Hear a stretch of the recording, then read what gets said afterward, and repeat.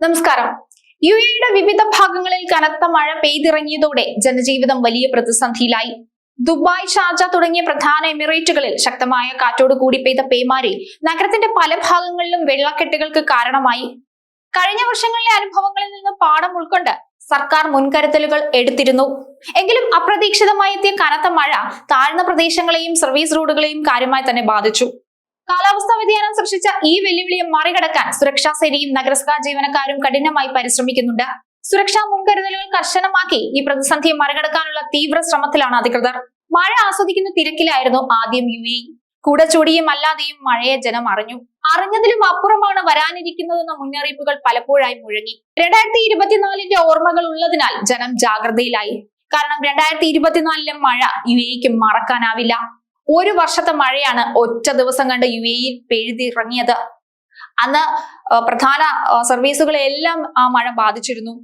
അന്ന് നിരവധി വിമാന സർവീസുകളാണ് റദ്ദാക്കപ്പെട്ടത്. എല്ലാ സർവീസുകളും താറുമാറായ അവസ്ഥയിലായിരുന്നു. അതുകൊണ്ട് കഴിഞ്ഞ വർഷത്തെ മഴ എന്തായാലും യുഎഇ മറക്കില്ല.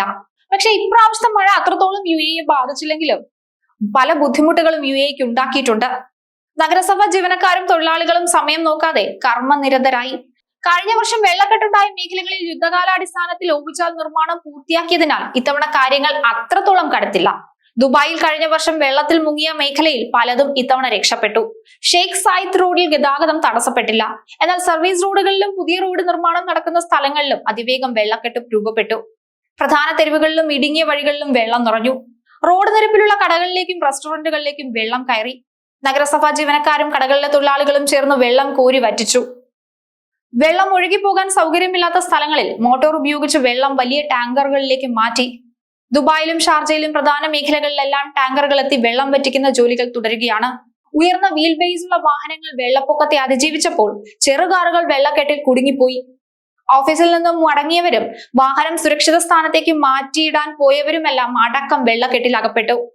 ഓഫീസുകളിലുള്ളവർക്ക് വർക്ക് ഫ്രം ഹോം അനുവദിച്ചതിനാൽ റോഡിൽ തിരക്കുണ്ടായിരുന്നില്ല. എന്നാൽ റെസ്റ്റോറന്റ്, ഷോറൂമുകൾ, സൂപ്പർമാർക്കറ്റ്, മറ്റ് വ്യാപാര മേഖലകൾ എന്നിവിടങ്ങളിലെല്ലാം ജോലി ചെയ്യുന്നവർ ഓഫീസിലെത്താൻ നന്നേ പാടുപെട്ടു. വെള്ളക്കെട്ടിനെ തുടർന്ന് ഹോം ഡെലിവറി സർവീസും തടസ്സപ്പെട്ടു. ദുബായിലെ മഴയെ തുടർന്ന് അടച്ച പൊതു പാർക്കുകളും ബീച്ചുകളും വൈകുന്നേരത്തോടെ തുറന്നു. അബുദാബിയിലും പാർക്കുകളും ബീച്ചുകളും തുറന്നു. ഫുജൈറയിൽ ഷെയ്ഖ് ഖലീഫ സ്ട്രീറ്റിൽ വാഹനം തലകീഴായി മറിഞ്ഞു. റാസൽ ഖൈമയിൽ അൽ ദായിദ് സൗത്തിൽ ഗതാഗതം താൽക്കാലികമായി നിർത്തി. ദുബായ് RTA എമിറേറ്റുകളെ ബന്ധിപ്പിച്ചുള്ള ബസ് സർവീസും തൽക്കാലത്തേക്ക് നിർത്തി. ടാക്സി സർവീസ് നിർത്തിയതോടെ ദുബായ് ഓൺലൈൻ സർവീസുകൾ നിരക്ക് 10 മടങ്ങ് വർദ്ധിപ്പിച്ചു. വെള്ളക്കെട്ടിൽ വാഹനം കുടുങ്ങിയവർക്ക് ഇൻഷുറൻസ് ലഭിക്കുന്നതിനുള്ള പോലീസ് സർട്ടിഫിക്കറ്റ് ഓൺലൈനായി നൽകുന്നതിനുള്ള സൗകര്യം ഷാർജ പോലീസ് ഏർപ്പെടുത്തി.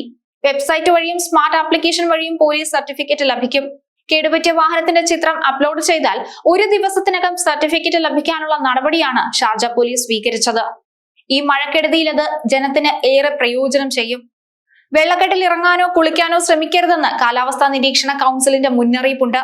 രാജ്യത്ത് മഴ തൽക്കാലത്തേക്ക് മാറിയെങ്കിലും ദുരിതം കുറച്ചു ദിവസത്തേക്ക് കൂടി അവശേഷിക്കും. പേമാരി വിതച്ച ദുരന്തത്തിൽ നിന്ന് യുഎഇ സംവിധാനം സാധാരണ നിലയിലേക്ക് മടങ്ങിക്കൊണ്ടിരിക്കുകയാണ്. വെള്ളക്കെട്ടുകൾ നീക്കം ചെയ്യാനും ഗതാഗത തടസ്സങ്ങൾ പരിഹരിക്കാനും അധികൃതർ നടത്തുന്ന പ്രവർത്തനങ്ങൾ ഏറെ പ്രശംസനീയമാണ്. വെള്ളം കയറി വാഹനങ്ങൾക്ക് കേടുപാടുകൾ സംഭവിച്ചവർക്ക് ഇൻഷുറൻസ് നടപടികൾക്കായി പോലീസ് സർട്ടിഫിക്കറ്റ് ഓൺലൈനായി ലഭ്യമാക്കിയത് ജനങ്ങൾക്ക് വലിയ ആശ്വാസം തന്നെയാണ് നൽകുന്നത്. പ്രകൃതി ദുരന്തങ്ങളെ നേരിടാൻ സജ്ജമായ അത്യാധുനിക സംവിധാനങ്ങളും ഭരണകൂടത്തിന്റെ കൃത്യമായ ആസൂത്രണവും ദുരിതബാധിത മേഖലകളിൽ ആത്മവിശ്വാസം പകരുകയാണ്. തുടർന്നുള്ള ജാഗ്രതാ നിർദ്ദേശങ്ങൾ പാലിച്ച് സുരക്ഷിതരായിരിക്കാൻ ഓരോ പൗരനും ശ്രദ്ധിക്കേണ്ടതുണ്ട്. കാലാവസ്ഥയെക്കുറിച്ചുള്ള കാര്യങ്ങൾ അപ്ഡേറ്റ് ചെയ്തുകൊണ്ടിരിക്കുക. ജാഗ്രതയോടുകൂടി മുന്നോട്ട് പോവുക. അധികൃതർ നൽകുന്ന നിർദ്ദേശം അനുസരിച്ച് മാത്രം കാര്യങ്ങൾ ചെയ്യുക.